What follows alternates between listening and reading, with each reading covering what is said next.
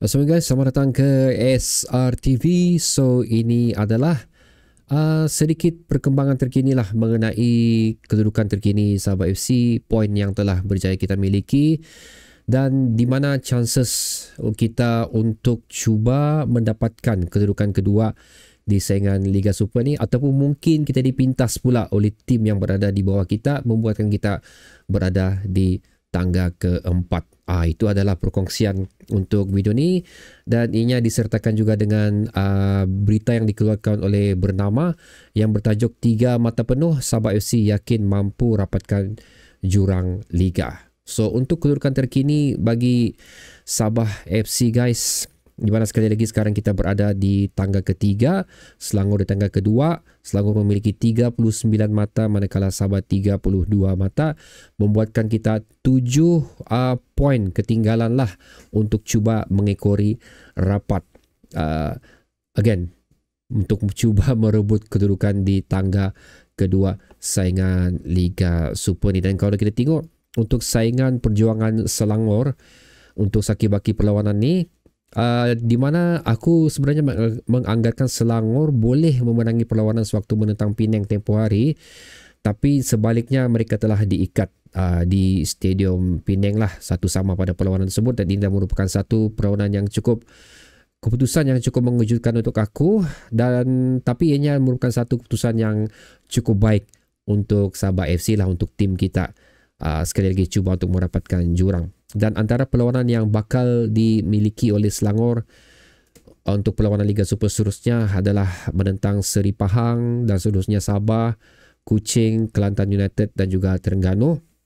So kalau inilah prestasi yang mereka berikan, so prediction aku pada video sebelum ni yang aku mengatakan Selangor mampu untuk memiliki berapa belas mata kalau aku dah silap tu.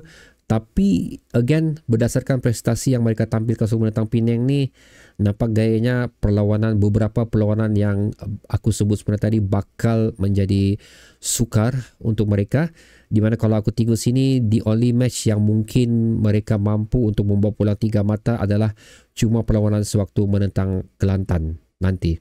So perlawanan menentang Pahang, aku sudah again ini prediction aku saja hasil daripada perlawanan menentang Penang.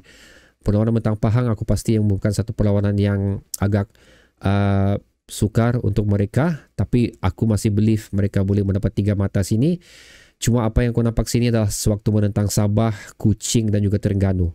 Di sini adalah 3 tim yang bakal menjadi penghalang mereka untuk terus mengutip 3 mata seterusnya, di mana sekiranya mereka gagal untuk menewaskan Sabah, Kuching dan juga Terengganu, sudah pasti peluang kita untuk memintas mereka akan menjadi cerah di situ. Manakala untuk Sabah FC pula guys, kalau kita tengok di sini perlawanan seterusnya di Liga Super ada perlawanan menentang Kuala Lumpur, Pahang, Selangor, Terengganu, PDRM dan juga Kedah. So agak sukar juga untuk kita sebenarnya berdasarkan prestasi yang kita tampilkan setakat ni. Kalau ikut komen yang anda berikan agak 50-50 lah. Ada yang mengatakan Sabah okey, ada yang majoriti juga mengatakan Sabah kurang mutu sudah permainan Sabah FC. Tapi walau macam mana pun, the way I look at Sabah FC sekarang, kalau aku personally aku mengatakan tidak berapa sebaik mana yang aku inginkan persembahan Sabah FC ni. Tapi kemampuan Sabah FC walaupun kesusahan yang dilalui dalam perlawanan tersebut masih mampu boleh melakukan sesuatu. Itu yang uniknya dengan tim yang kita miliki sekarang ni lah.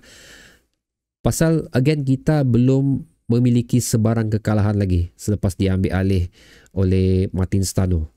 Lebih kurang macam tu. So walaupun ianya bukan satu corak permainan yang kita inginkan, tapi kita kena terima juga setakat ni Sabah adalah merupakan masih salah satu tim yang sukar untuk ditumpaskan.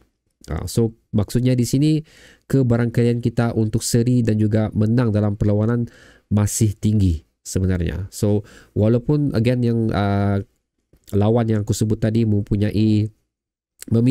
memiliki perlawanan yang sukar, tapi aku tengok di sini perlawanan menentang Pahang, PDRM dan juga Kedah, kita mempunyai advantage di situ. Kita mampu untuk memenangi perlawanan tersebut, membuatkan jika dibandingkan dengan Selangor, kita boleh memenangi 3 perlawanan. Kalau aku katakan tadi Selangor, aku hanya nampak di situ mereka boleh memenangi 1 perlawanan. Itu perebutan di antara tangga kedua dan juga ketiga. So perbezaan 7 mata. Manakala untuk kemungkinan besar pula kita akan jatuh ke tangga keempat, di mana kita dengan Terengganu perbezaan mata kita adalah 6, 7, 8 mata. So tidak jauh juga beza sebenarnya di situ. Di mana Terengganu pula bakal melawan tim Negeri Sembilan, Kuala Lumpur, Pahang, Sabah, Selangor dan juga PTRM. So kalau aku tengok dari segi apa yang dilakukan oleh Terengganu, especially apabila mereka cuma tewas 1-0 sewaktu menentang JDT, dan beberapa good news yang mereka miliki lah. Kalau siapa tu, Akir Rashid kah, yang finally telah dimiliki sepenuhnya oleh Terengganu, itu memberi satu impact yang positif untuk mereka lah. So sekarang mereka boleh look forward untuk match yang akan datang dengan satu suntikan moral yang baru lah. So finally mendapatkan pemain import daripada JDT itu as a player yang didaftarkan bersama Terengganu untuk musim yang akan datang lah especially. So Terengganu mempunyai chances yang cukup besar, di mana aku rasa Negeri Sembilan, Pahang dan juga PDRM mereka mampu memenangi perlawanan tersebut. Tapi kalau aku sebut 3 tim, so maksudnya mereka hanya mampu mengutip tapi 9 mata mereka mampu mengutip. So chances mereka untuk meminta Sabah FC cukup cerah juga di sini.